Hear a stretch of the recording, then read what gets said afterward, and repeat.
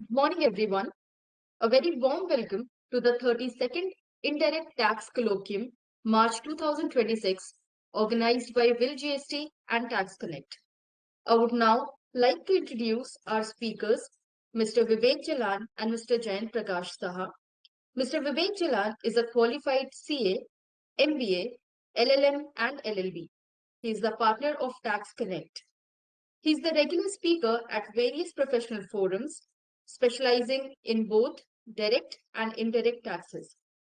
Mr. Jayant Prakash Saha is a qualified CA.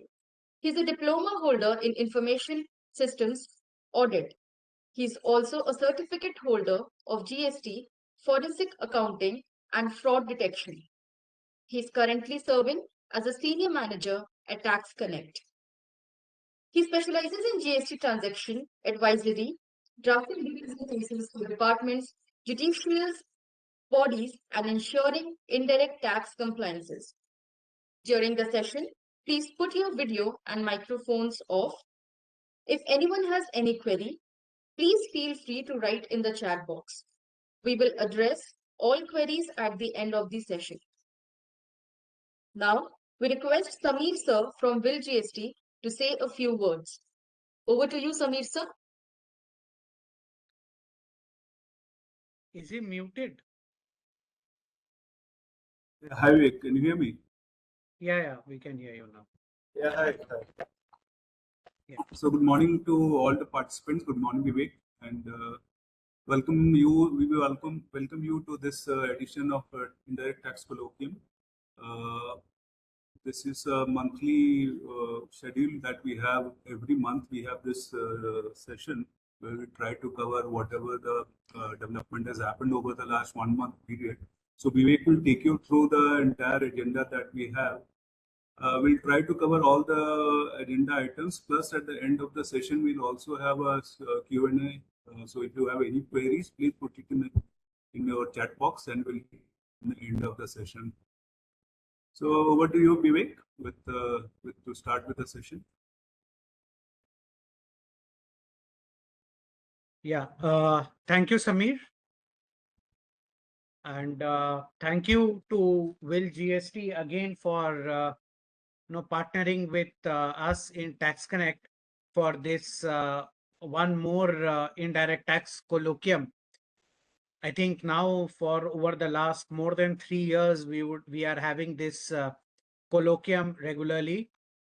Thank you again to Team Tax Connect once more for making this happen, and to the participants for joining on this Saturday morning again on the indirect tax colloquium. We'll have many topics to discuss. There have been a lot of developments, and therefore I'll go directly to the topics one after the other. In fact, yesterday, while I was preparing for this colloquium at night, I saw the regular daily mailers from VILGST. I think all of you who are the members of VILGST, you would be now, it would have become more of a habit to read the daily mailers of VILGST on the indirect tax development. So yesterday I was preparing, and at night, and I got the mail from VILGST. I got one more critical development which will impact all the ISD distributors. So my co-speaker also, Jayant, is there, who would also take up the GST closure of books of accounts on 31st March 2026, the intricate details which taxpayers should keep in mind on 31st of March 2026 from the GST angle, so that the books of accounts are closed with ease and efficiently. So I'll share my PPT.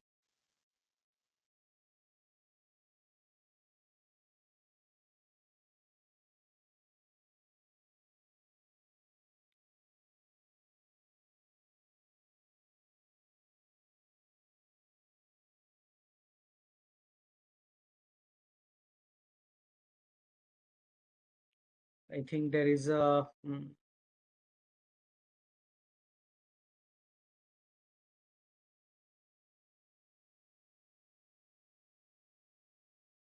Is my PPT visible? Yes, sir. Yes, sir. Visible, no? Yeah.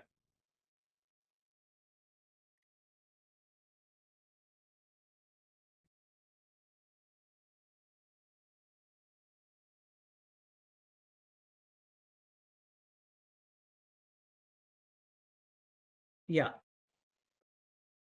So, I would not go strictly by this uh, list of the topics in seriatim, what is mentioned in our brochure for this colloquium. I would go more, in fact, by the criticality. To start with the ISD distribution, friends, over the last 3 years, you would have seen that many of the discussions we have had in this colloquium, specifically in May 2025, you can go through the video of that colloquium also. It is in Tax Connect's YouTube channel. It is available on VILGST also. We had brought out one issue in the input service distribution mechanism in Rule 39. That is whether the input service credit in that the needs to be distributed every month, or whether it can be accumulated and distributed once in a year or periodically. As you all know, that input service distributor became mandatory from 1st of April 2025. So just after that, in May, we held this colloquium and we discussed.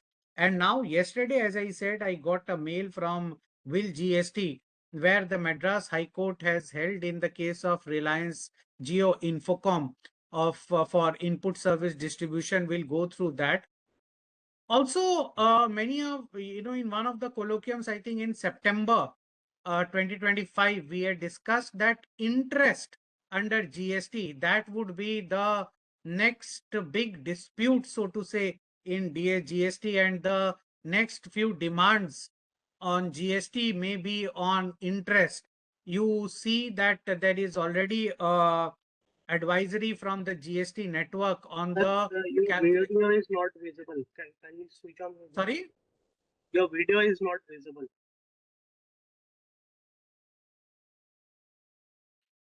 Okay. Yeah, now it is visible.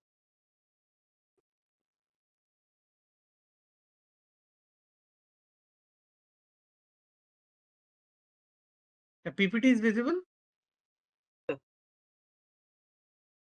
Yeah. So, Yeah. on the interest portion also, in September 2025 colloquium, we had discussed that interest would be an issue going forward in GST, and taxpayers should be careful of this interest portion and pay the GST in time, specifically on the debit notes and credit notes aspect. So already you can see automated interest calculation by GST network on your 3B returns, that facility utility that has been released. And going forward, we feel that the interest calculation, this automated interest calculation, that is something which would need to be taken care of while filing the returns also. Suddenly a liability would come out of the blue. So, others also we discussed on the earlier on the IGST payment on import of duty, that process being automated. So very recently, the CBIC celebrated their customs day in Delhi. So we attended the program where chairman CBIC and other members of CBIC were there. So those of you who have paid IGST after bill of entry, and now they are thinking how to take the credit, we have discussed with the members of CBIC, and we will discuss on how that space is being developed. So to start with, on this input service distribution timeline and discipline, the question here is that whenever your supplier who is supplying the services to your ISD registration, ISD GSTIN, he files the GSTR1 by 11th of the next month. And you as an input service distributor, you have to file your GSTR 6 by the 13th. The input tax credit is available in your GSTR 6A for distribution on the 12th morning. So primarily you get 1 day's time to distribute the input tax credit in the same month. The question is whether you can accumulate this inputs tax credit and distribute it going forward, or whether you have to do it in every month. So now there are two periods on this, right? First period is before 1/4/2025, when section 20 was not amended to the current position, and one is after 1/4/2025, wherein the input service distribution became mandatory and section 20 was amended, right? So we'll discuss on after 1/4/2025 before we go to before 1/4/2025. So section 20 subsection 2 on your screen, you see the highlighted and the bold, the part in bold and underline. It says input service distributor shall within such time and subject to such conditions and restrictions may be prescribed should distribute the inputs tax credit through the ISD mechanism, right? So this amendment has been brought after 1/4/25, which gives the authority to the CBIC to draft the rules and to prescribe the timelines within which the input service distributor should distribute the credit in the GSTR 6A. Now, Rule 39, Subrule 1, it says on your screen, an input service distributor shall distribute input tax credit in the manner and subject to conditions, namely A, the input tax credit available for distribution in a month shall be distributed in the same month. We stop at that. So it says the input tax credit available to an ISD in GSTR 6A should be distributed in the same month while GSTR 6, right? So the input tax credit comes to your 6A on 12th of the month, and you are mandated by 39(1)(a) to distribute it in that month only, that is on the 13th, by filing GSTR 6. Now, this was the dispute which was before the Honorable Madras High Court in the case of Reliance Jio Infocom, right? VILGST has covered it very, very nicely and brought out in their note the entire gist. So you can go through it hardly within 30 seconds. To understand this, the issue was before the court as argued by the counsels of the appellant, Reliance Jio Infocom, was whether this condition of distribution of input tax credit in the same month, that is arbitrary and violative of Article 14(19)(1)(g) of the Constitution. Well, the respondent had argued, and before that, the appellant had argued that, see, before I distribute my input tax credit available in my GSTR 6A, I have to see whether the input tax credit is available to me or not. Rule 39, again, I will take you to that. If you see the highlighted portion, it says ITC available for distribution should be distributed in the same month. So before distributing of ITC even in the same month, I have to see whether it is available for distribution.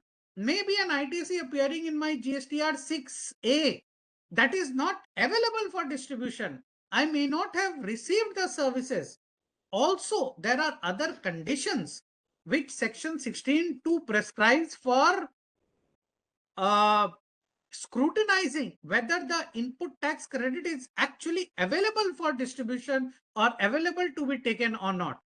The counsels of the respondents they argued that 16.2 and section 20 should be delinked. For the purpose of section 20, it prescribed that the input tax credit as per the ITC invoice that should be distributed, and therefore 16.2 is not mandatory for section 20 application. But the Honorable Madras High Court, it ruled otherwise to this extent on the favor of the in the favor of the appellants, and it held that 16.2 is a stipulated conditions even for the purpose of section 20, that is ISD. So for the purpose of section 20, you also have to comply with the conditions of taking input tax credit under 16.2.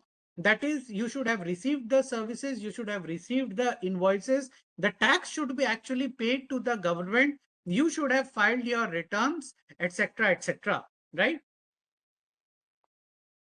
So,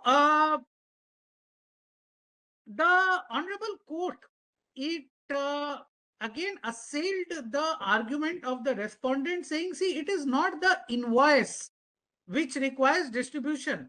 While invoice is the document which substantiates the input tax credit, but what is to be distributed is actually the input tax credit and not the invoice.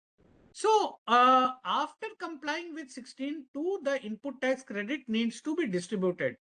However, the Honorable High Court had stopped short of declaring 39(1)(a) wires against the Constitution, and to an extent, it has read down section 39(1)(a) to the extent that it is impossible to perform on the facts of the case. It has remanded it back, the matter back to the adjudicating authority, and to proceed with the matter on the interpretations of 16 and 20. So the broad directions are that, see, in case input tax credit, if the department can prove that it is available for distribution, if all the conditions under 16.2 they are satisfied on the 12th of the succeeding month, then broadly in our view, the Madras High Court has also ruled that then the input tax credit should be distributed in the same month. Otherwise, the deferment can be there. Now, friends, this brings us to a very important question for all of you who are attending. You must be dealing with ISD distributions and ISD returns either in your company or for your clients who are taxpayers. As we had discussed in our colloquia in May 2025, and this opinion we had given way back in 2018 to one of our very large clients who was accumulating the entire input tax credit in ISD return and distributing it only once in a year. Please do not do that. It is our recommendation that until unless at least this matter gets finalized by a circular by CBIC, etc., please continue to distribute your input tax credit every month. You must match your GSTR 6A with your books of accounts and try to distribute it in the same month. If at all, at the maximum, if you do not get the invoices, there is some mismatch, etc., maximum you should defer it by one more month to be free from litigation. All these procedural litigations, at least we as taxpayers, we should avoid, so that we can focus more on business. And in fact, it is in the benefit of the taxpayers, it is been the benefit of our organizations that we do not defer the ITC and take the input tax credit in the same month.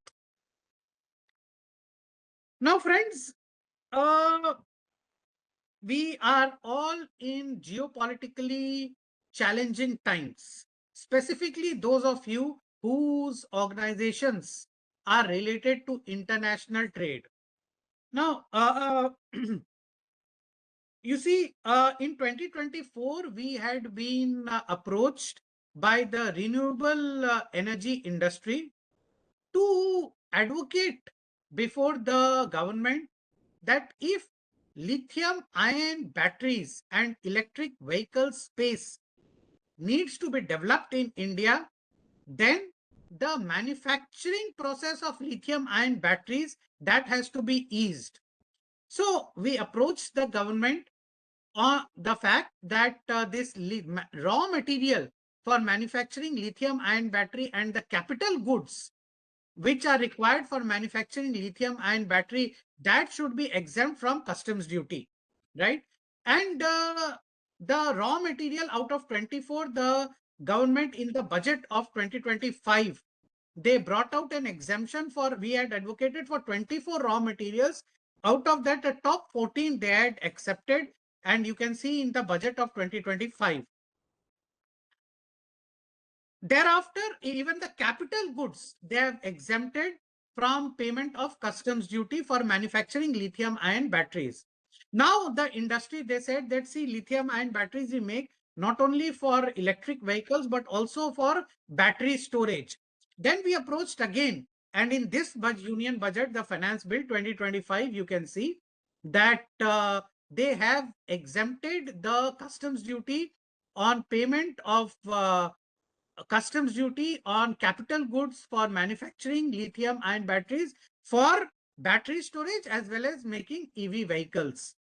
Friends, which brings us to the fact that if we want our organizations to succeed in export, import, and this geopolitically challenging times, we as the finance department or tax department should also be aware of all the relaxations provided by the government of India to carry on our import and export.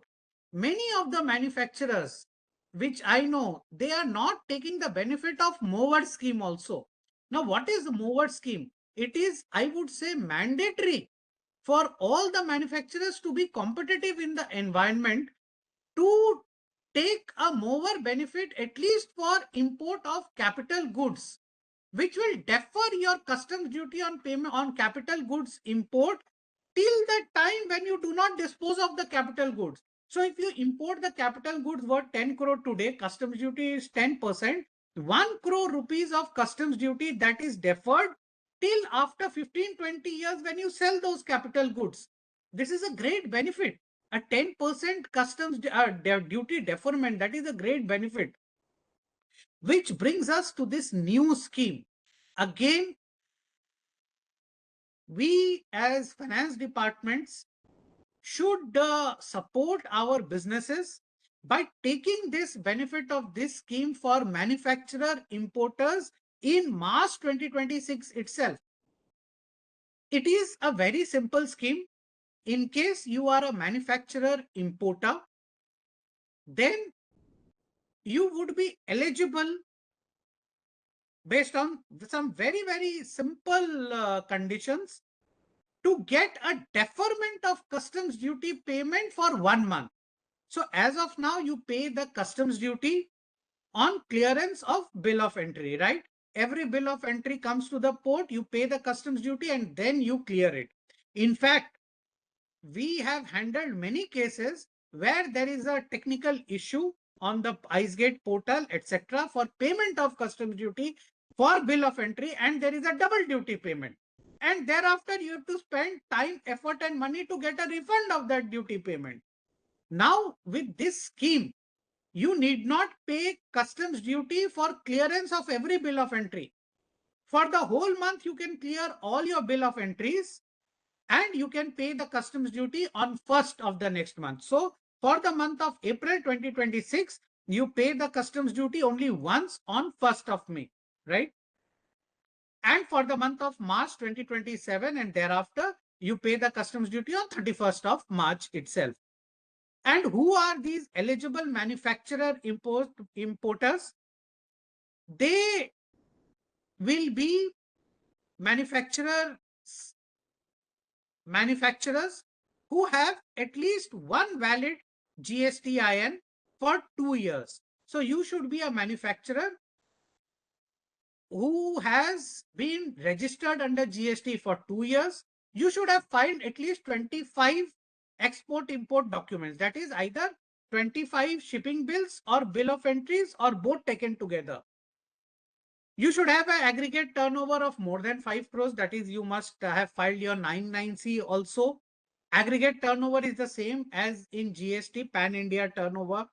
You should have filed all your GSTR 3B returns, which you already would have. You should have no allegations of collection of duty and non-payment to the government. So you should not be an offender under GST, Central Excise Service Tax, etc. And you have to you have to have an IEC code, import export code, which naturally, if you are importing, you will have, and other KYC documents. In addition to this, you should take a solvency certificate from a chartered accountant. So with these simple documents, you approach the AEO portal. Even if you are a AEO T1 registered operator, you can still get this benefit, because for AEO T1, you do not get benefit of duty deferment. You get benefit of this duty deferment, that also 15 days at a time for T2, right? So this scheme is from April 26 to March 2028. If you are a AEO T1, or even if you are not an AEO T1, all manufacturer importers who are eligible, they can get the benefit of this scheme. And over the next 2 years, you apply for T2, get the T2. Now, friends, again, one very important compliance landscape which is starting in GST is the GST Appellate Tribunal. So first up, again, you can go to our YouTube channel. We had the Honorable President in January, just before all the members took charge, and he has instructed all the taxpayers, do not wait for filing your appeals before the GSTAT. Please file your appeals. Honorable President wide this order, the first GSTAT order in the case of Sterling Wilson Private Limited. He has walked the talk, so to say. Even in an online mode, the principal bench of GSTAT has decided in its first matter. And in the first matter itself, it has laid down a roadmap on what reliefs the taxpayers can get before the GSTAT. So, in the first order itself, in this matter of Sterling and Wilson Private Limited, the GSTAT has, so to say, evolved a concept which was thought by us from the last 7-8 years, but somehow which did not find favor with the department. We'll discuss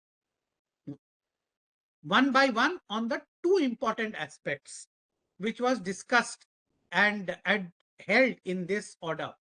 First, in case you have a difference between GSTR 1 and 3B. Now, please note this very carefully. This is a very important decision and a very important position, which in my view has come out of this order. So, if you have a difference between GSTR 1 and 3B liability, your GSTR 1 liability is more, in 3B you have paid less. Why? Because there are certain GST credit notes which you have passed in your books of accounts, which you have issued to your recipients due within the time barring period. This matter is for financial year 18-19. So within 30th of September 2019, if you have issued the GST credit notes for 18-19, if you have passed the entry in the books of accounts, but you do not disclose it in your GSTR 1 due to certain glitches, However, in GSTR 99C, you take the impact to an extent when you file your 99C in December 2019. The question is whether the reversal of output tax liability for passing GST credit notes in your books of accounts and not disclosing in your GSTR1 due to certain technical glitches, even after the time barring period, will that reversal of output tax liability be allowed in your GSTR 3B or not? The second question was, in this matter, the adjudicating authority has invoked section 74. As we all know, always there is in every order almost of the department, there is a allegation of fraud, willful misstatement, suppression, etc. So the question is, what are the conditions on which 74 can be converted to 73 and what is the procedure? So two important questions. Now, first of all, the respondents, they argued on two important matters. Again, this is a landscape which will evolve in GST as we go along. But Honorable President of GST has laid the foundation of this landscape. The other part, the department argued that, see, this is a new fact brought before the GST. Why it was not taken before the adjudicating authority? The GST is not there to decide on facts. They should decide on law. The respondent, they relied on the Supreme Court case in the case of Hamida versus Muhammad Khalil. Second, the respondents, they argued on the Honorable Supreme Court's decision in the case of Dilip Kumar and company, and they said, see, the law should be strictly read. In tax laws, should be strictly read and interpreted. The Honorable GST at the outset has distinguished both these cases, and it says that, see, GST is the last fact-finding authority. Now, in case the appellants can prove that they were held back by sufficient cause to present the facts before the adjudicating or a first appellate authority, then the GST can also decide on facts. It is not bound to decide only on law. Second is while in tax laws, GST laws need strict interpretation, those are for exemptions, but everything need not be strictly interpreted.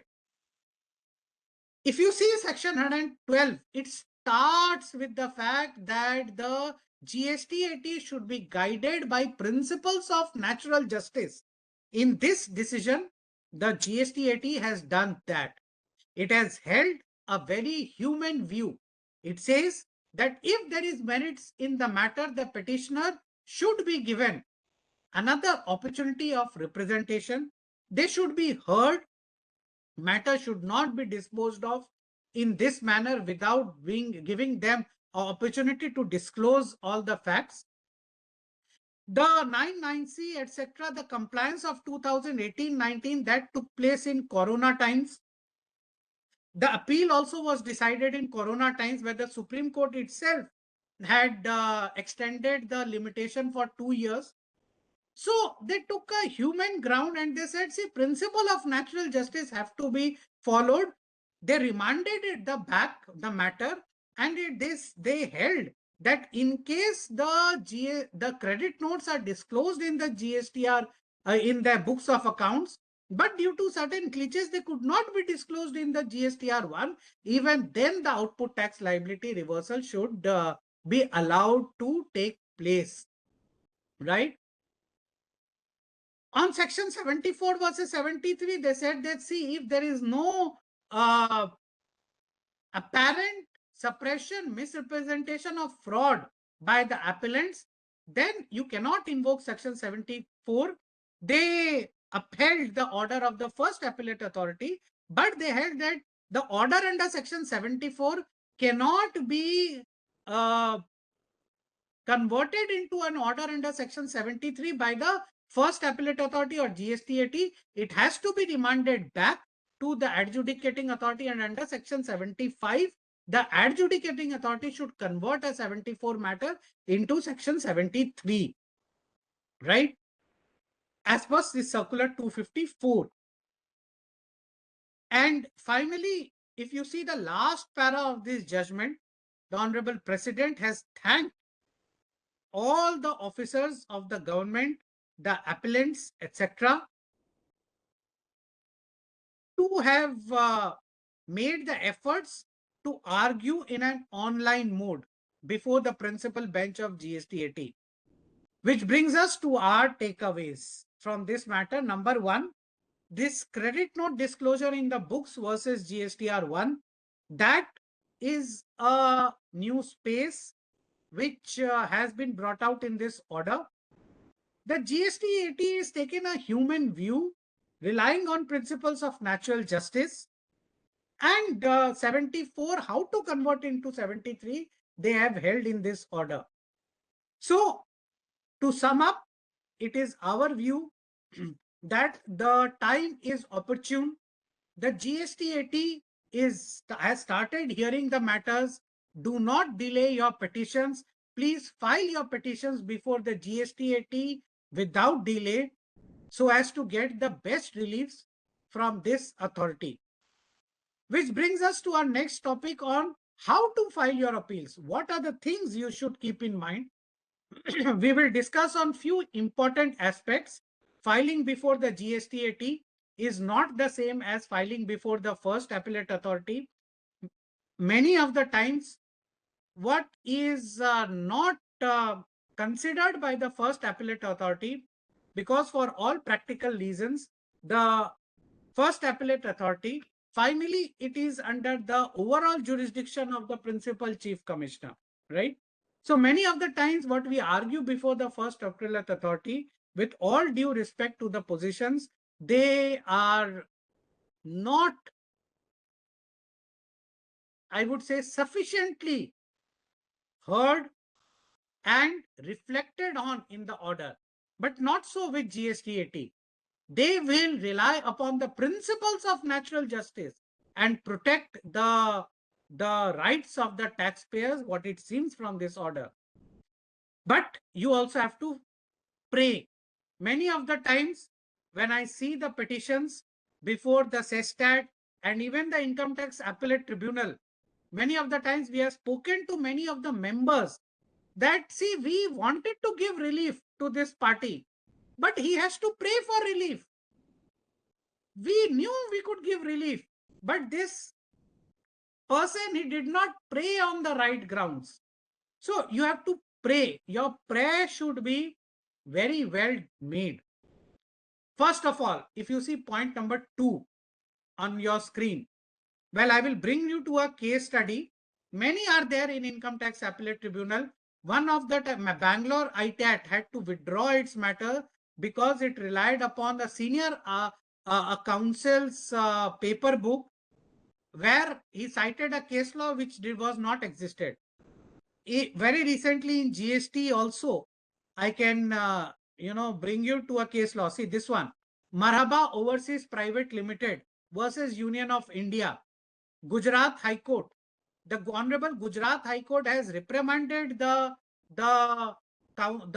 department, and it has held that there should be certain parameters for the department quasi-judicial authorities for placing reliance on the judgments rather than just relying upon artificial intelligence.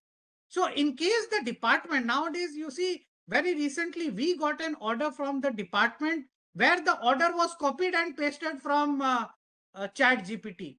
In case the department does so, then your first point of argument should be that this is an AI generated order without application of mind, and on this ground itself, the order should be set aside and quashed. On the contrary, please do not rely only on AI. Please apply your wisdom and legal mind. FDE approach. This is Tax Connect's approach. many of the times, many chartered accountants, cost accountants, counsels, they make a small error. They keep on writing a lot without providing the data and the evidence, the documents, the data that is missing. But there is a huge paper book. Do not make this mistake. Facts should be there, but it should be supported by data and evidence also. FDE, facts, data, evidence. Flow is very important. List of dates. In case you have many dates, one after the other in a chronological order, you should provide the list of dates. Those of you who would have argued in the CESTAT and the ITAT, you know that list of dates is so important for the member of the bench to decide in a case. A new concept, if you see point number 5 on my screen in the GST 80 filing of appeal, is case summary. So this was not there in CESTAT, but it is there in GST 80. You should make this case summary very comprehensively, yes, very factually strong and briefly, right? So case summary is very important. Many of the times the benches would provide relief on the case summary itself. However, many of the times they would want to bunch the cases together, 1 3B, 2A, 3B, etc. If you do not want your case to be bunched, then in the case summary, you should distinguish your case and argue that, Lordship, my case is distinguished from this bunching of cases and hence it should be heard separately. Doctrine of prejudiced mindset, that doctrine of impossibility, these all doctrines, if the adjudicating authority in the show cause itself, it has directed you to make payment, prejudiced mindset, doctrine of bias, impossibility, right? Retrospective cancellation, doctrine of impossibility, right? These are very important concepts where you can get a relief in the GST 80 only on these concepts. Now, invocation of section 61, we see that to initiate any assessment, the department relies on section 61. But 61 is merely for scrutiny of the returns. It is not to allege non-compliance of a vendor where it is appearing in your GSTR 2A or 2B. So you must see whether 61 is invoked appropriately or not. On this, again, matter, in this point itself, you can be granted a relief by the GST 80. Arguing section 73 versus 74, you get a relief flat of 2 years. So 5 years demand becomes 60%. If your order under 74 is converted to 73 and remanded back. And natural justice under 75, that can be argued. All others we have discussed in our earlier colloquium, so you can go through all these procedures, right? Before filing to the GST 80. Now, few very important cases. Now, many of the times we have seen specifically the state governments. Specifically, you see now there is a trend in the Maharashtra. We have handled many cases in Maharashtra, investigation and other cases, where the department asks you, okay, we have come here for 3 days, 4 days, done an investigation, please pay so much of tax. You say, wait, give me the point to pay tax. Okay, pay under protest. And when you see the final order, the payment under protest is vacated and it is adjusted against the demand in the order as if it was an admitted tax. So this is wrong.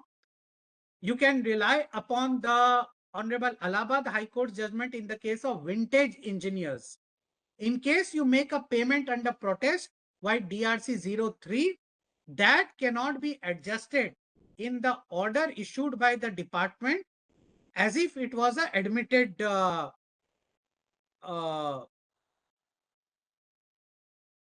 demand. Again,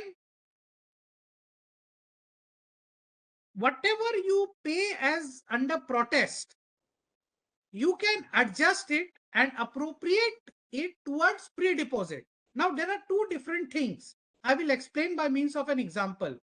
Say you pay 1 crore rupees during investigation. Your final demand in the adjudicating order is 5 crore rupees, right? Now, this 1 crore rupees which you have paid under protest during investigation, you can appropriate it towards the 50 lakh rupees which you have to pay as pre-deposit for filing appeal against an order where the tax amount is 5 crore rupees. Now the question is, what do you do of the balance 50 lakh rupees? You can always ask for a refund. Again, which brings us to the next case. On your screen, Ashirwad Food Industries, Jharkhand High Court. Now suppose this 5 crore rupees order at the commissioner appeal stage, first stage, that order amount is reduced to 1 crore rupees. When you go to the GST 80, then your total pre-deposit is 20%, that is 20 lakh, whereas you have actually paid 50 lakh already.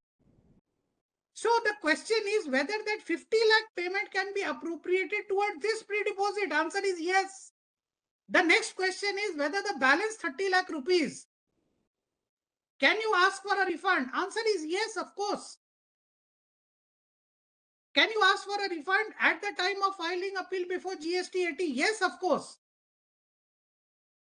So this pre-deposit gains importance at the GST 80 stage, which brings us to a very, very important Bombay High Court judgment, which has been held very recently in the case of this HSBC bank.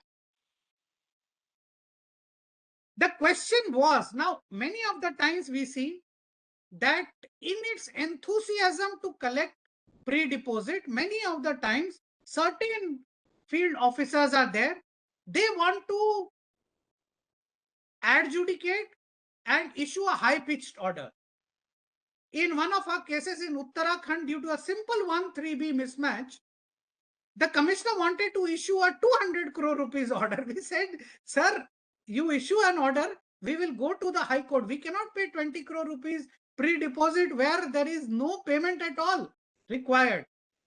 The question before the Honorable High Court was that whether the GST 80 can grant this stay or whether the GST 80 has no power to grant the stay for 20% pre-deposit.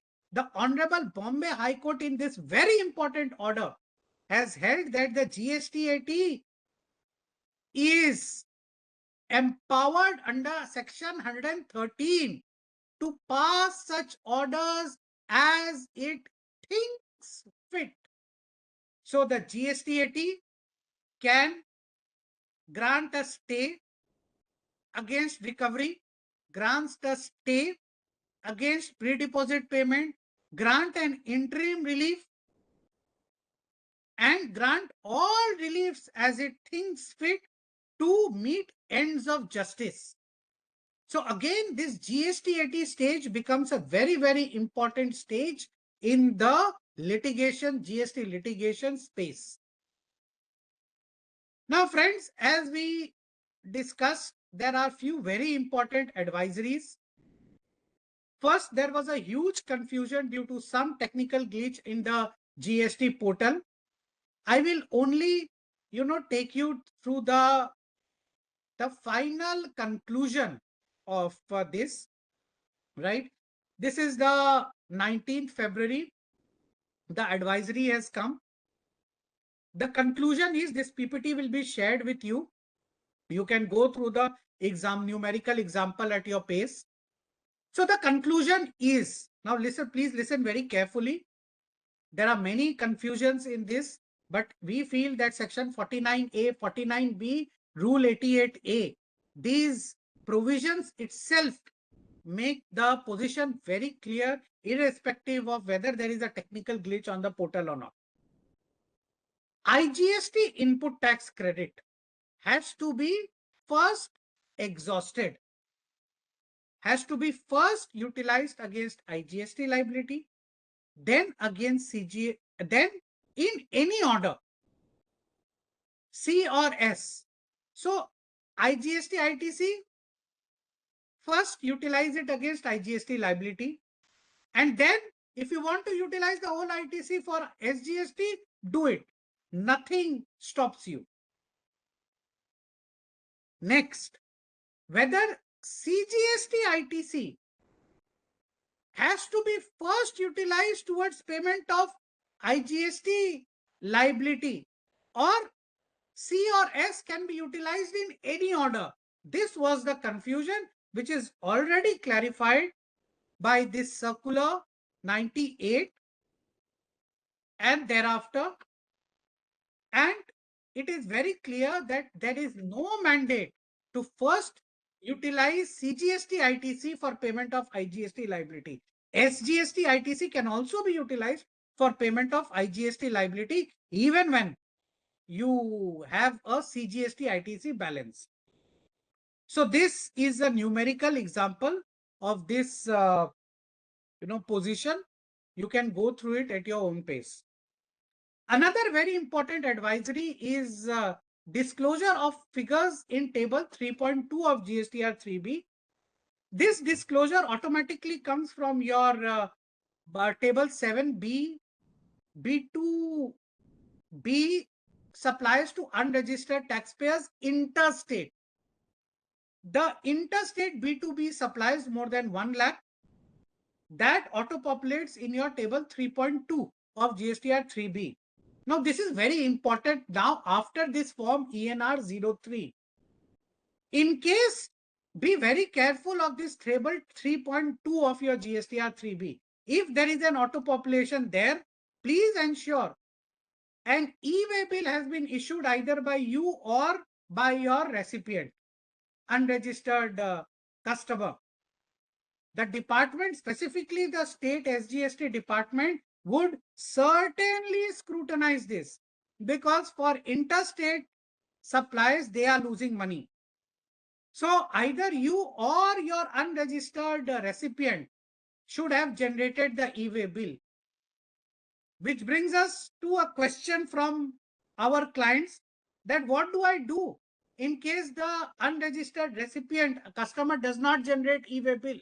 Friends, please specify the terms of delivery on your invoice as X works, and in your contract purchase order say X works. Thereafter, whether the recipient generates e-way bill or not, it is his problem. At least you can take shelter under these terms of the delivery. Again, there are two red alerts which I have discussed in January. My video you can go through on the YouTube channel of Tax Connect again. First, your online credit reversal reclaim statement, which started in August 24. You can go through our colloquium in September 24.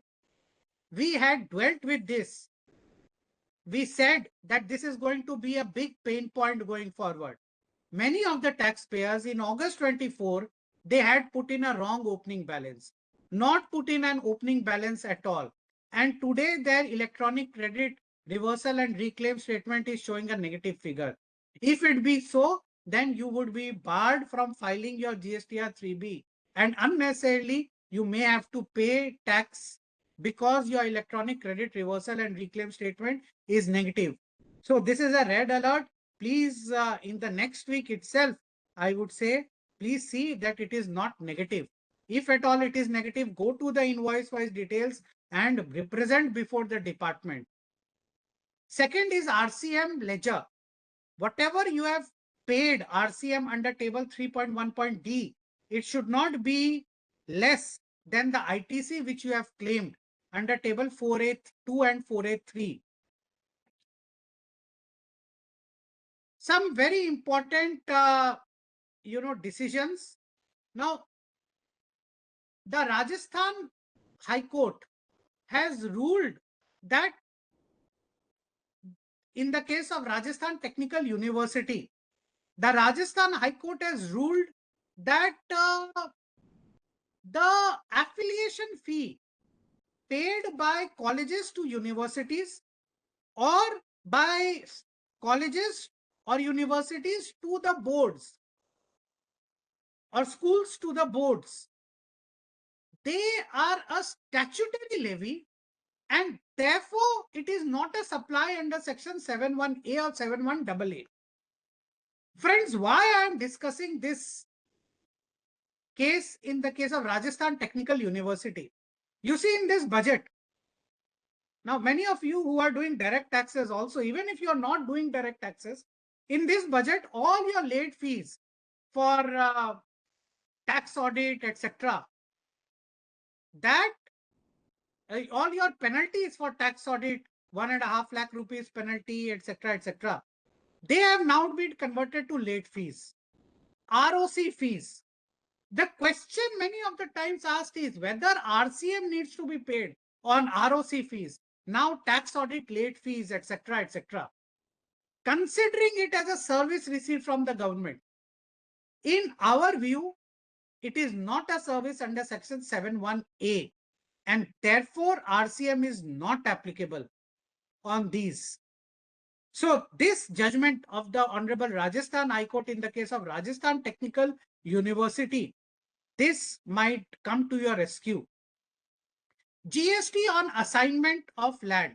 So the Gujarat Chamber of Commerce case of Gujarat High Court, there it was a landmark case where the Gujarat High Court had held that there should not be any GST levy on the assignment of leasehold, right, by one taxpayer to other taxpayer, that is by the original lessee to the assignee.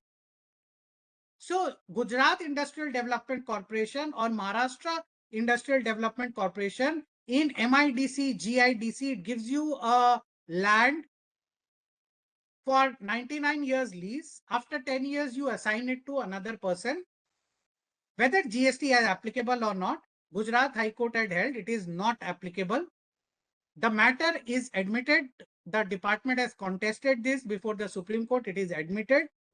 Cobelco Construction Advanced Ruling Andhra Pradesh, it held that because it is assailed before the Supreme Court, GST would be leviable. Bombay High Court in the case of Vidarbha Beverages. So for all of you from Maharashtra, MIDC land which you have assigned, Bombay High Court in the case of Vidarbha Beverages had held that for Bombay and in Maharashtra at least, no GST needs to be levied even pending the Supreme Court's decision. So, last, before my co-speaker Jayant, I hand over for discussing on the March 2026 GST compliances. Now, all of you who have EPCG licenses, now what is an EPCG license? Very simple, again, the customs. You can import capital goods without payment of customs duty, and the customs duty saved 6 times of that in 6 years you have to export. So we know that financial year 24-25 has been not a very good year. And under Handbook of Policies in the Foreign Trade Policy 2023, under para 5.17, it required that in case there in any sector there is a reduction of export vis-a-vis the previous year by more than 5%, or vis-a-vis the previous to previous year by more than 5%, then the export obligations for the current year would be reduced proportionately. So the DGFT has come out with an annexure in this circular number 10, which has been issued on 26th of February. And in the annexure, all the products are mentioned where the export is reduced. So you can, all of you who have EPCG license can go through this. And in case your product is there in the annexure, you can get your export obligation proportionately reduced with your regional authorities. Again, in EPCG space, you know, if you cannot, you see,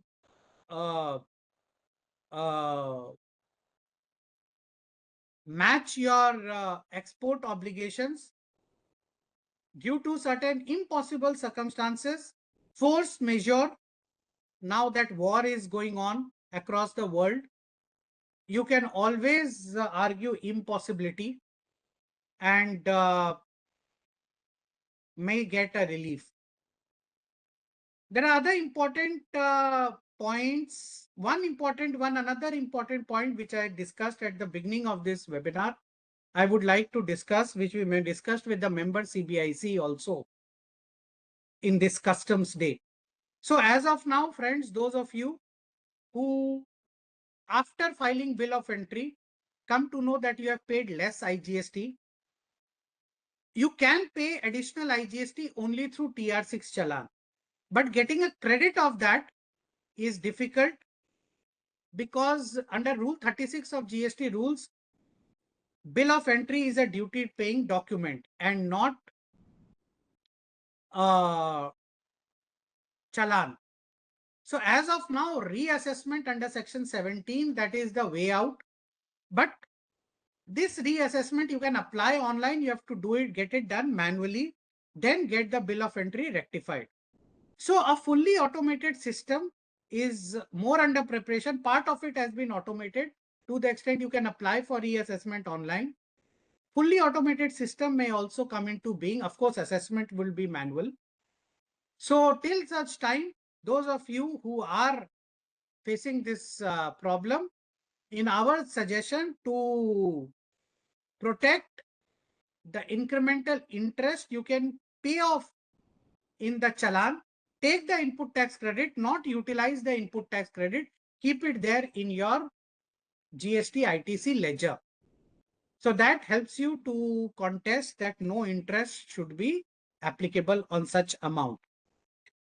So with this, I hand over to my colleague Jayant, who would take you through the GST to-dos on 31st March for closure of books of accounts. Jayant, over to you. Yeah, and for those, I see many questions which are asked in this chat box.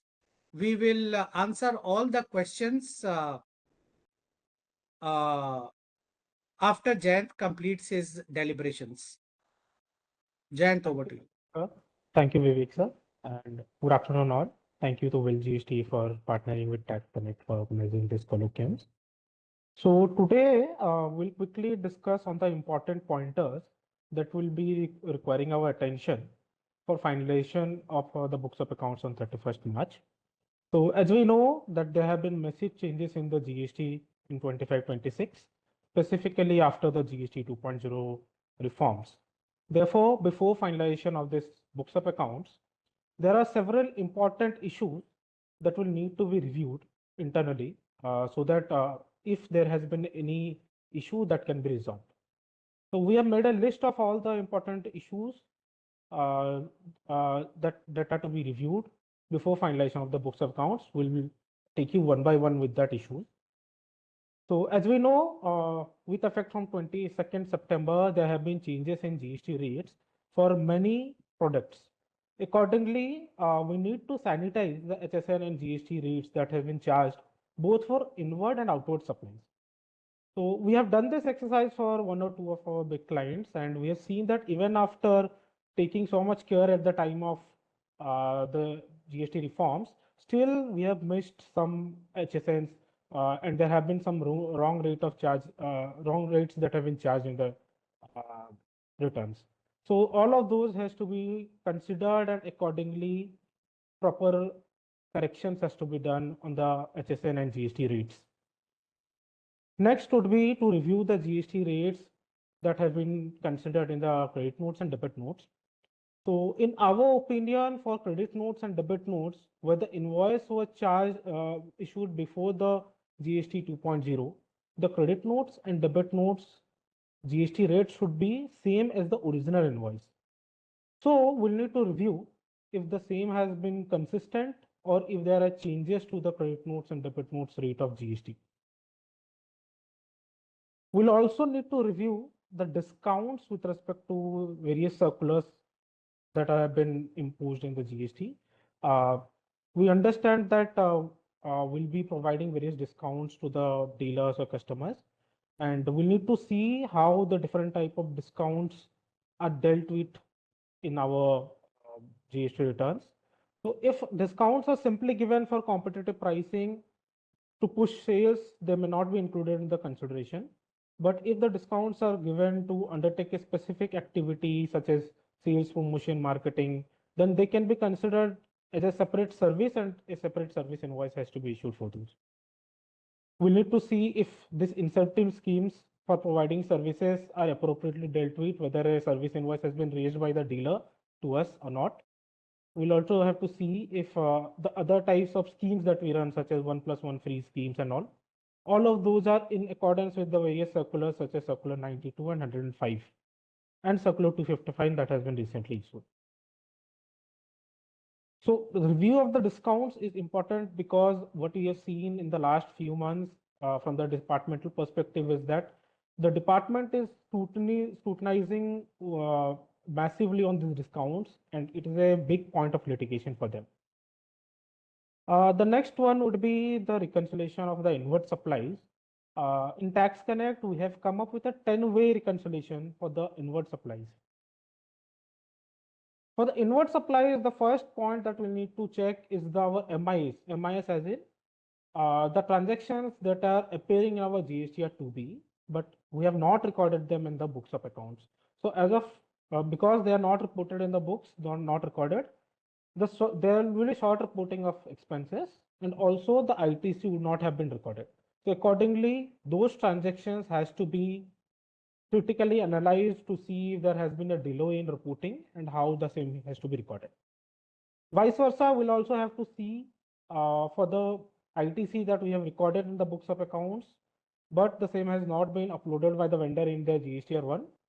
Because of that, it is not appearing in our GSTR 2B. Consequently, we have not been able to take the credit. So maybe we'll have to communicate with the vendor and get those invoices uploaded. We'll also have to identify whether there has been some non-compliance from the vendor's end by way of 3B non-filers or POS wrong POS declared by the vendor. If the vendor has not filed the 3B, then we'll need to communicate to the vendor. We need to establish a communication, and we'll have to ask them to file their 3B. Still, if they don't respond, we can take commercial course of holding down the GST amounts for their purchases, though, which has not been reflected in our GST agreement. Next important point would be to check the impact of credit notes. So credit notes, as we know, is a huge litigation under GST. We have seen in the last 1 or 2 years that almost in all litigations, the department is now raising credit notes issue. So with respect to the inward supply, if there are any credit notes appearing in our GSTR 2B, we need to ensure that those credit notes have been properly accounted, and if it pertains to us, and the same has been reversed in our GSTR 3B. If it is not recorded in our books and the credit notes does not pertain to us, then we need to put those credit notes in the IMS, and accordingly we may need to communicate with the vendors also. The next important point would be the reconciliation of imports. We need to reconcile the imports with the IceGate portal and the ITC that is appearing in our GSTR 2B. And in case we have missed recording any imports in our books, the same needs to be recorded. Also, imports reconciliation can be done with our GSTR 2B. And if the bill of entry is not appearing in our GSTR 2B, we can file a grievance at the GST portal with the bill of entry number. And what we have seen from our experience is that in the subsequent months, those bill of entries get auto-populated in our GSTR 2. Next one will be the reconciliation of foreign exchange paid with the RCM paid on import of services. So for every foreign exchange paid for import of services, we need to ensure that the RCM has been properly discharged on that. So we can also take the help of Form 15 CACBs issued in the income tax portal. So whenever we do a foreign remittance, we issue a Form 15 CACB. We can take that record and just reconcile if for all foreign payments we have discharged the RCM for import of services. Similarly, for the ledgers like legal expenses, director remunerations, transportation charges, and freights. We can what we can do is we can take our trial balance. We can first identify the ledgers on which these RCM payments will be applicable, and we need to ensure that for all the payments under this, for all the transactions recorded under this ledger, there is a RCM payment being made. Otherwise, the same can come to during the scrutiny of the department. So the same has to be reconciled. So ineligible ITC also, whatever ineligible ITC we recorded in our books, we can match that if the same has been reported correctly in table 4B2 and 4D1 of GST 3B. So we have been doing this 10-way RICO for all of the inward supplies to ensure that in case there has been any gaps during the compliance during the year, the same can be corrected for the period of March return.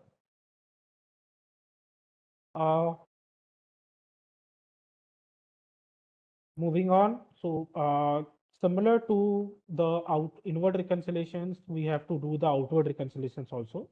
Similar to that, we have a 10-way reconciliation for outward also. First point will be to reconcile the books of accounts with GSTR1.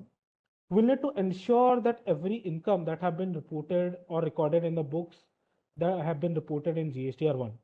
For that, what we can do is we have to check whether all the credits to the P&L has been properly reported in the books or properly reported in the GST1 or not. For example, in the books, we'll have interest income. This interest income will as such doesn't have any GST implication, but the same has to be reported as an exempt supply in the GST1. So we need to ensure that all the credits of the P&L are properly reported in the GST returns.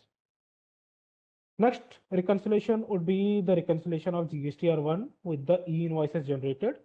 So we need to ensure that for all the applicable transactions that have been reported in GSTR1, the e-invoices have been generated.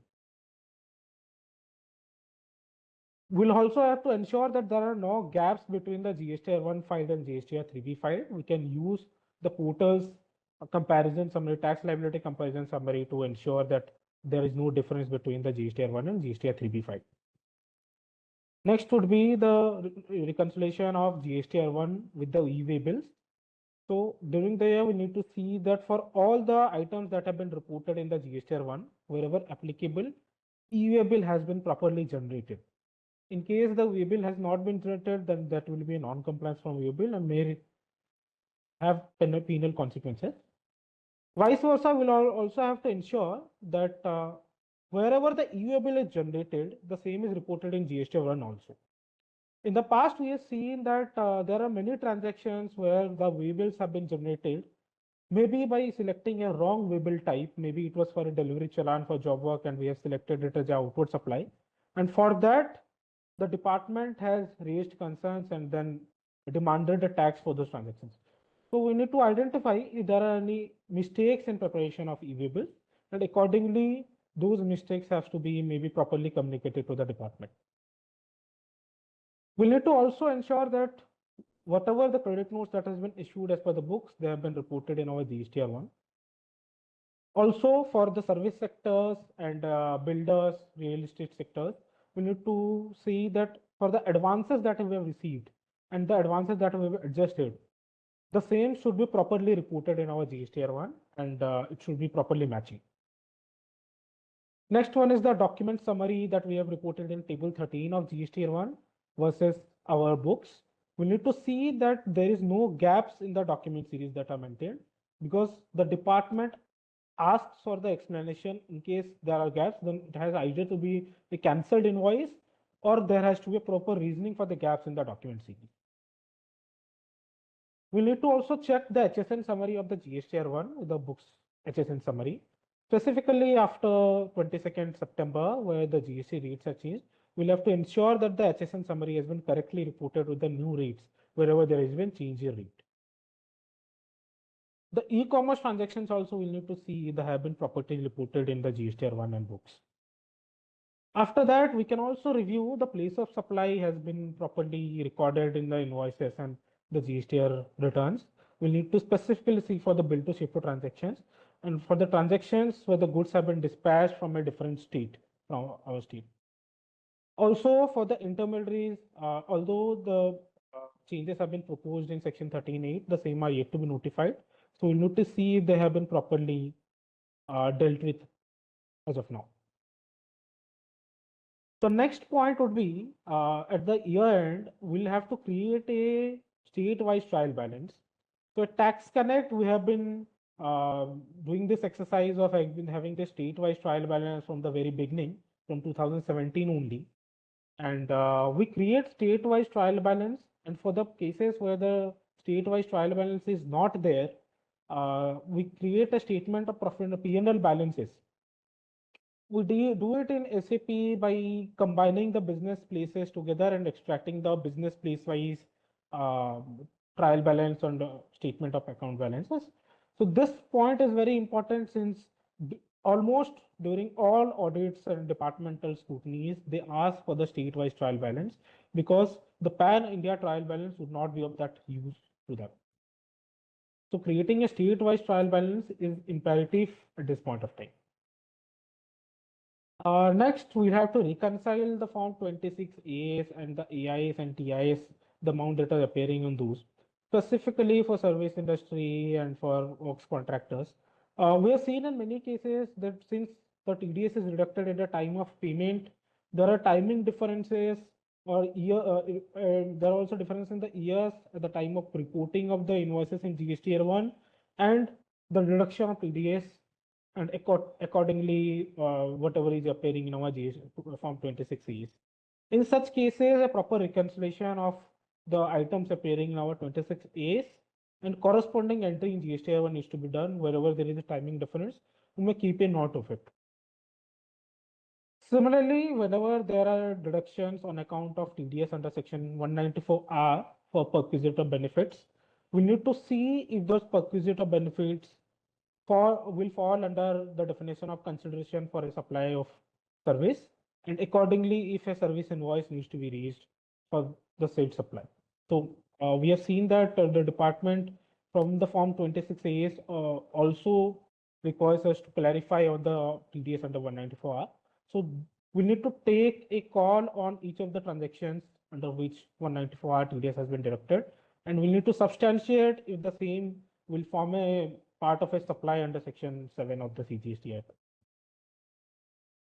We also do other reconciliations. For example, we do the reconciliation of the job works, the ITC 04 that has been filed to ensure that what has been sent for job work is received back within the statutory deadline. So we understand that the next big litigation in GST would be in job work only. The department as of now has started checking on the ITC 04 returns. As of now, they were not very active on this part, but from the last 4-5 months, we are seeing various notices where they are asking for the details of job work and the reconciliation for the same. So it is imperative for us to have a proper reconciliation of the job works, the goods sent for job work and the received back goods. Also for the exports and imports, we need to match it with the ISB data and see if there are any gaps with the data. We'll also have to match the various portal balances with our books of accounts. So the balances of the cash and credit ledger of the portal should match with that with our books of accounts. We'll not also have to have the record of the balance lying in the electronic credit and reversal and reclaim statement. The same should match with the MIS records, that is the records of the invoices. Those are appearing in our GST 2B, but the credit has not been availed by us. So all of those reconciliations will have to be prepared as a year-end activity, and we need to have proper reasoning for gaps if any. The next reconciliation would be for the TDS deducted vis-a-vis the GSTR 1 filing. For all the TDS that has been deducted versus the bills we have raised, we need to reconcile it state-wise. Earlier, we would only have the total figures in TDS return, the TDS statements, but from last few months, they have also started giving the invoice-wise details. So that will help us in this reconciliation. So the same needs to be reconciled. The next would be, because there have been the changes in the GST rates, various industries would have now come under the inverted duty structure. So we'll need to see if there has been an inverted duty structure in our case, and if it is the case, then whether the refund is to be taken on the same. We'll also have to scrutinize the benefit of the GST 2.0. I'll elaborate it on the next few slides. So we'll need to see if any renegotiation on commercial terms is needed on the changes because of GST 2.0. For the taxpayers that are impacted by the proposed change in place of supply for intermediaries, we need to be prepared for the change. Once the said change is notified, we need to see how it affects our taxability of outward supply, and accordingly the same has to be budgeted and a system needs to be prepared for the same. Correspondingly, the inward supply with respect to intermediaries also has to be budgeted, and a system needs to be prepared for the same. The next important point will be to identify parties who have availed registration under Rule 114A. As we know that this is a fast-tracked registration mechanism where the parties are not scrutinized to the extent they are scrutinized under normal registration schemes. So there are high chances that these parties commit some default in GST filings. So the risk element increases on this. So we have, for some clients, we have prepared a detailed KYC checklist for identifying these parties. The next one will be implications on the credit notes and debit notes. The interest on credit notes and debit notes has to be identified. For example, in case of price variance, the debit notes are to be issued in the month next to when the price lies. In those cases, the interest liability may be there. Also, in the credit notes, ITC has to be reversed in the same month in which the credit notes are issued and are reflected in IMS. In case we are keeping it pending, then there may be implications of those. So this needs to be taken care of. Moving on to the next part, as I said, for the credit notes, why we are focusing on credit notes, because we have seen it will be a major part of litigation. So for the credit notes that we are issuing, we need to ensure that those are issued as per the conditions laid under Section 34. There are only 4 scenarios when the credit notes can be issued. First one is for sales return or deficiency in goods or service, or where the tax or taxable value or tax charged in the invoice is moved. So we cannot issue credit notes for bad debts. We cannot issue credit notes for incentive for some services that has been provided by the recipients. And invoice from customer cannot be replaced by credit notes. The credit notes should match in the GSTR1 with our books of accounts. And for post-sale discounts where we issue a GST credit notes, we need to ensure that we have a pre-sale agreement and linking with the credit notes till the time the amendment is notified. The next will be the IMS treatment for the credit notes. As we know, GST has started a new tab of rejected records, which allows us to track the credit notes. So for our outward credit notes, where we have issued the outward credit notes, the reversal is only the output tax reversal is only possible where the recipient has received and reversed the credit notes as per Section 34. So if the credit notes has been rejected, we need to coordinate with the customers and understand why the credit notes have been rejected. For recipients who have accepted the credit notes and kept them pending, we need to see there may be interest implications. Also, where we are the issuer of credit notes, we may take declarations from the customers to ensure that they have reversed the ITC. This will be important to establish the condition under Section 30.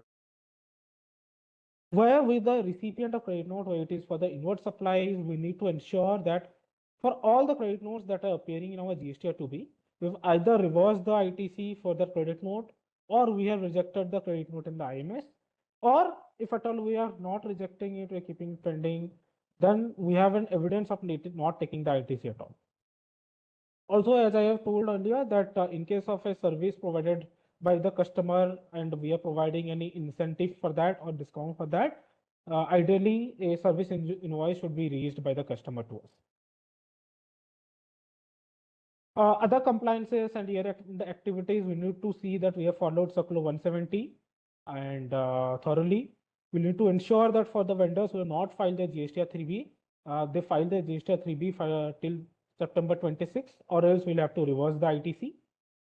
We need to ensure that for the suppliers who provide e-invoice, who are liable for e-invoicing, they provide us a e-invoice.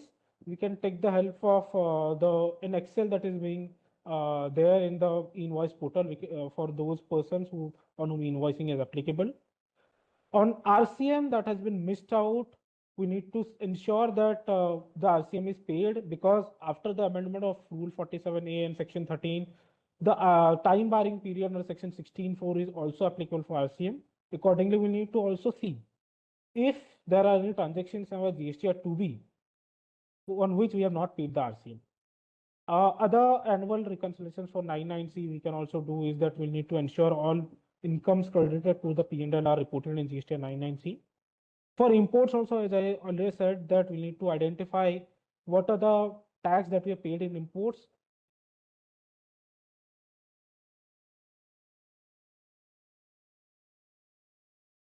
Hello. Yeah. We need to identify if there is any tax that has been paid for the imports in this financial year, and that will be availed in the next financial year, because that has to be separately reported in the GSTR 9. I'll just quickly run through the critical benefits of the GST rate changes, where we'll then maybe need to have some impact assessments. So, for example, the government. Jayant, 2 minutes, huh? Yes, sir. Yeah, I'll complete. So, for example, in the government's work contract, the GST rates has been changed from 12% to 18%. We understand that for such contracts, the price is negotiated with the government is inclusive of GST. So, because there has been an increase in GST rate, there may be need to slightly renegotiate the prices of the contracts. Similarly, for insurance, there has been no relief on the group mediclaim and the life insurance. So the company may need to restructure how they are planning for the insurance of the employees. Similarly, for railways, because there has been change in GST rate, we may, in case there is any contract with railways for transportation, we may need to renegotiate on the contracts. Other major things would be for the food and food products, because there has been a massive rate cut on the food products. We may need to renegotiate on the canteen supplies. The FMCG companies may have to check on how they are planning to pass the benefit of the rate by way of revised MRPs or product rates. There is also a change in production cost. So after the GST 2.0, there has been saving rate cuts in coal, and the ITs will be now available. So we have to check internally on how this savings in the GST in coal can be taken in our budget. We have also seen that there are massive rate cuts in the packaging industry. So we may need to renegotiate with all our packaging vendors on the new rates for the passing on the benefit of this GST 2.0 rates. So I think that was from my side, sir. Thank you. And over to Vivek, sir.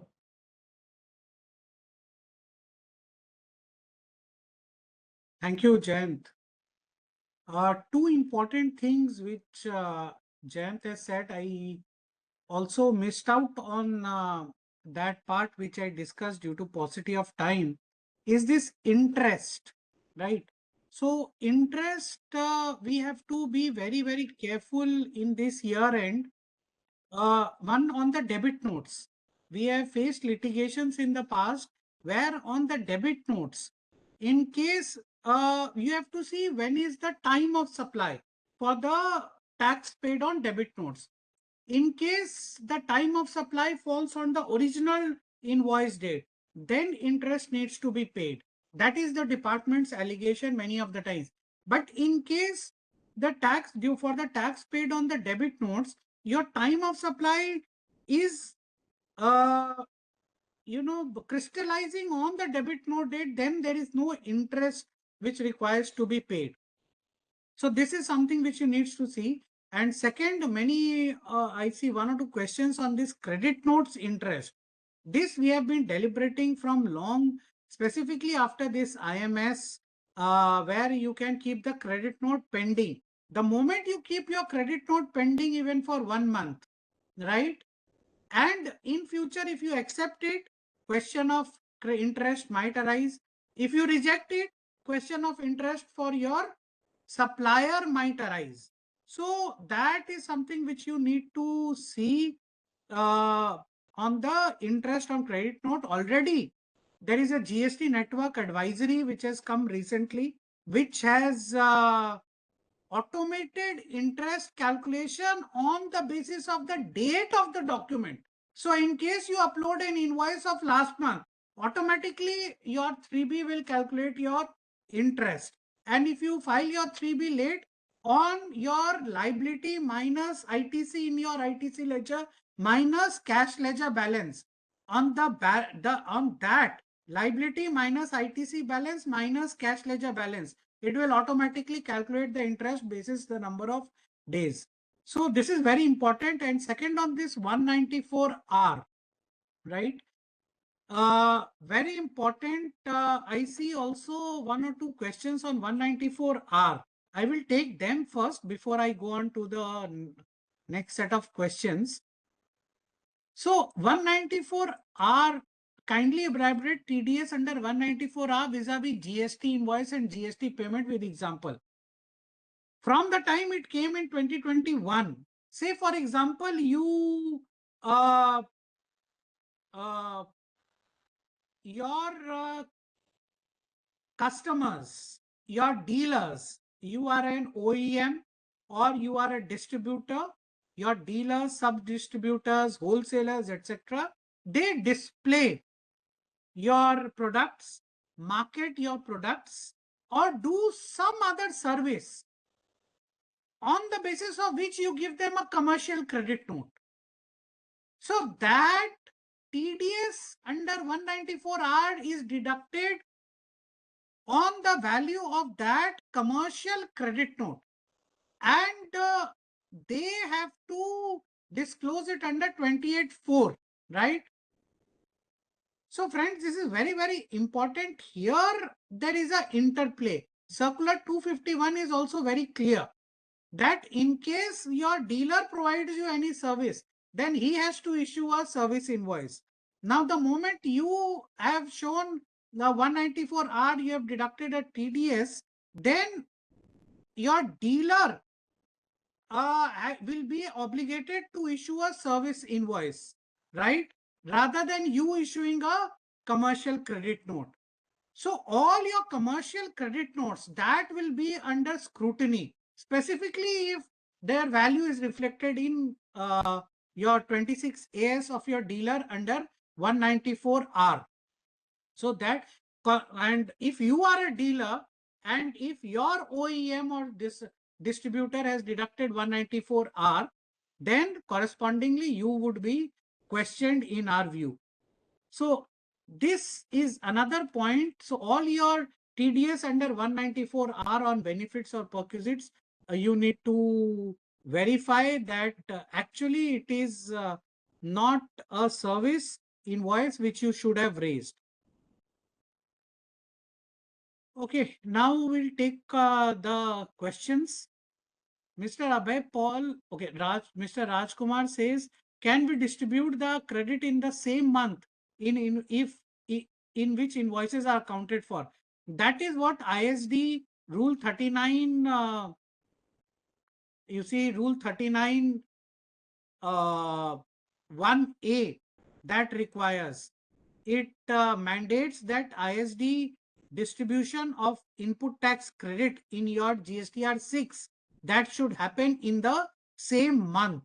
And that is why this Madras High Court ruling in the case of Reliance Jio Infocom is there. Otherwise, it might fall under litigation. Mr. Abhay Paul says whether we can utilize EPCG for zero rated supply. You see, EPCG is for fulfilling of the export obligation in terms of value of the export, not for the customs duty. So customs duty is saved. Say you import a capital goods of 1 crore where you save customs duty of 10 lakh rupees on EPCG license. So you have to export. The value of your export for the next 6 years should be 6 times the duty says, that is 60 lakh rupees. Okay. Prateek says, in case of deferred payment of import duty scheme, what are the implications if importer uses goods for trading instead of manufacturing? Yeah. So this is very important. We have had many cases in IGCR space and even MOVER where you import the goods and thereafter do specifically in IGCR where you import the goods and thereafter you do trading of the goods. Then you have to pay the duty to the extent of the duty exempted to you on the time of import along with interest.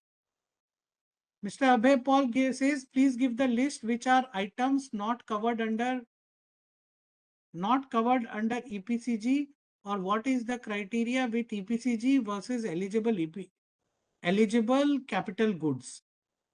So you can go through the foreign trade policy 2023. There is a chapter on EPCG and there is a annexure, and there they have listed down the items. Mr. Niranjan Naik says GST paid in 21 under protest on sale of leasehold rights to GIDC land after DGGI investigation. Customer did not pay the GST amount to Gujarat High Court due to Gujarat High Court judgment. Can we file refund application and whether it is time barred now? So, Mr. Nayak, it is not time barred strictly speaking. By time barred, I am sure you mean that the issue has achieved finality, right? So the department has contested this. Supreme Court has already admitted the petition of the department, and it would be heard in the Supreme Court going forward. So as of now, the dispute has not achieved finality, but yes, if you are a taxpayer in Gujarat, your jurisdictional high court has passed an order. As of now, there is no stay, so you can always ask for a refund. I have my doubts whether department will give the refund or not. Again, you have to go to the high court to get a refund for that. So I think till the Supreme Court, holds on this front, decides on this front, maybe you can hold on for some more time. Mr. Abhay Paul says if we want to send material for repairing or sample to fit another machine which is not any commercial value and the material bring back after testing. So I think you're talking about job work, whether you need to file job work return or that or not. In my view, job work does not only mean the job work on a raw material or semi-finished goods. In my view, any job work for any process which you do on any capital goods or any item in your factory and you take it out for the purpose of job work, that would require to be disclosed in your ITC 04. In case it is not brought back after the period of time of 1 year or 3 years, as the case may be, then it would be considered as a supply. Is it permissible to use new HSN code as per requirement of a foreign customer? Very good question. You see, many of the times this is a requirement by a foreign customer that, okay, you use this HSN code, don't use this HSN code. While the international law is that even in the Indian customs, which follows is that the use which the recipient puts the goods to, that would determine the classification, right? So it is very pertinent to that aspect that you use the classification as required by the importer. However, in our view, you must also look into the merits of the case. It should not be blanket, whatever the recipient wants, you do it. In case it is, it should have merits also as per the general rules of interpretation. You need to see whether they fit into the classification as required by your customer. Mr. Marimuthu says if imported goods are under IGCR are subsequently cleared for domestic purposes after paying differential duties and taxes on voluntary basis. What is the procedure for amendment of the bill of entry? Is there any time limit for such amendment? Also, can the IGST paid through voluntary payment challan be availed as ITC without amending the bill of entries? So, as I discussed, as of now, the only way is to get your bill of entry reassessed under section 17. We are getting it done in many of the ports. The process of reassessment is you apply online, then go to the department, get it reassessed, and then get the bill of entry amended, right? For the differential duty paid. Yes, there is no time limit for getting the bill of entry reassessed as of now. Mr. Manoj Khatri says ASMT 10 has been issued for excess claim for ITC in 22-23. Some ITC was available in 22B during 21-22 was somehow missed to be reclaimed in 3B. The ITC was then claimed in September 22-23 3B. What main plea should be taken for it? ITC is eligible one. So number one, as I said, FDE approach, right, is very important during litigation, even during adjudication. Many of the times we write a lot of things, friends, but we have to substantiate the facts with the data and the evidence. What can be the evidence? Very simple. Show your 21-22 GSTR 9 if the amount is reflecting in table 8C and 22-23 if it is reflecting in table number 13, then it is very clear that this is a spillover ITC, and you show that the credit is taken in the 3B with the 3B of September 22-23. You show the give the full ITC register of the 3B, the ITC taken, and you can prove with the invoices. So fact, data, evidence. This is very, very important approach if you have to come successful for any adjudication or litigation. TDS on directors' remuneration deducted under 192 deposit the same but not deduct their provident fund. Is RCM applicable? See, again, RCM is not applicable in case your director is an employee. TDS deducted under 192, that is one of the way to prove that your director is an employee of the organization.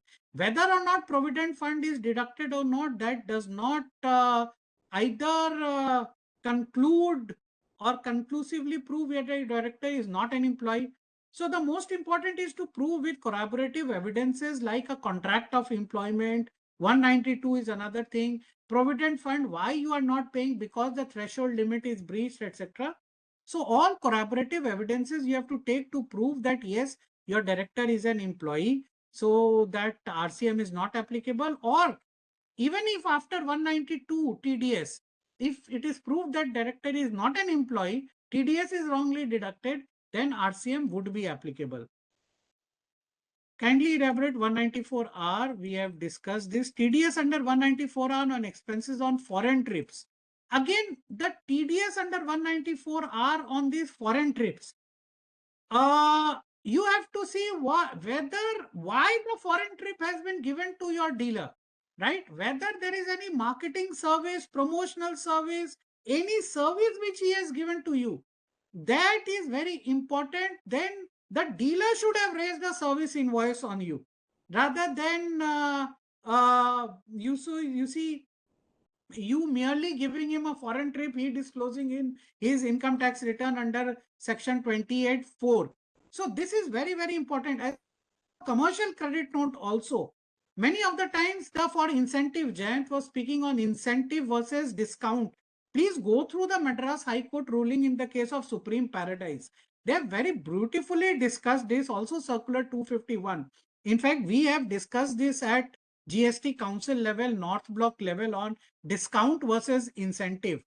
If it is an incentive, if there is a service received, please ask your dealer to raise an invoice. If it is a discount, pure discount, you issue credit note. If it is a discount under 194R, do not deduct TDS. If you deduct TDS, then again question will be asked. So this 194R versus GST, it has to be interplayed very, very sensitively. You go even in the income tax department, they are disputing 194R on this credit note. So we have to be very sensitive to this. Jayant has raised a very, very important critical issue which you must sanitize in March 2026. Many customers in our organization, Mr. Deepak says, our government, so getting a declaration of ITC is not very difficult. It is very difficult. So please, you give a declaration to them that, see, we have not got any reply from you, no declaration. So we assume that you have reversed the ITC and take a receipt and put it on record. That is a persuasive evidence. File an RTI. If your client is a government organization, file an RTI. If you don't get a reply, then you can always say that, see, we have done whatever was possible for us. Balance, it is impossible for us. Mr. Shonik Mukherjee, can we utilize HGST credit for payment of IGST liability before utilization of CGST credit? Yes, this is what I was discussing. Mr. Deepak, is it necessary that ITC related to credit note in 2B should match with the books of accounts, since many cases vendor raise incorrect invoice and raise share both incorrect invoice and credit note. We are generally rejecting both incorrect invoices in the and credit note in IMS since it is not issued to us. Yes, Mr. Deepak, you are doing the right thing. Please reject both. Neither invoice nor credit note, you know. So reject both. Let the supplier take care at his end. Mr. Tcas says, in case we raise incorrect invoice and raise credit note and don't share both with a customer, now a customer rejects both on IMS. 3B liability in cases due to credit note rejection, not reduced due to invoice rejection, what shall be the process? So this is reverse. Mr. Tcas is asking reverse of Mr. Deepak. I was thinking Mr. Deepak will ask the reverse of his own question. So yes, credit note liability reversal you show, and your original invoice, please amend it to 0. The GST to 0. So it will be revenue neutral. I think there is a GST network advisory in June 2025 to this effect also. Mr. Deepak says material for testing gone but not received back in 1 year. Invoices are raised on customer, material received back after 1 year, customer not willing to raise the invoice. So we can raise credit note. Yes, you can raise credit note, but interest applicability would be there. Please be aware to that effect. Even the department would litigate on the tax amount, but that litigation would settle in my view, but that 1-2 month interest between your raising the invoice and you raising the credit note, to that extent, I think there would be a interest liability. Material reached to the destination, however, e-way bill not generated for such movement. What is the penal provision under GST law if notice sent by the department later on? Section 125 general penalty is applicable on this. If nowhere it is written, you have general penalties there. But I think a better way would be to file a petition online so that this general penalty can be avoided. So I think thank you very much, friends. And thank you again to VILGST, Samir, and to Team Tax Connect.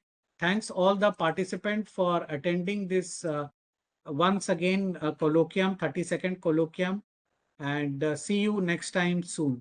Samir, over to you. Vivek, and thank you, Jayant, for having this wonderful session.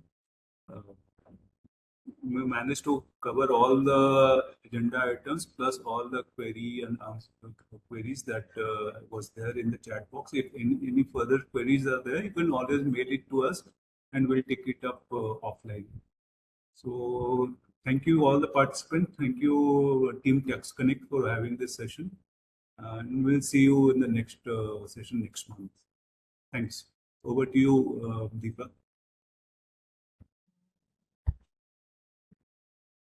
Okay. Thank you so much, Samir sir from VILGST for coordinating this session with us. Thank you to Vivek sir. Thank you, Jayant, for taking this wonderful deliberation. Thank you to all the participants for attending the webinar. We conduct such webinars every month, and we hope to see you in the upcoming webinars as well. We will shortly share the PPT and video links to all the participants. Thank you once again. Thank you. Thank you. Thanks. Thank you.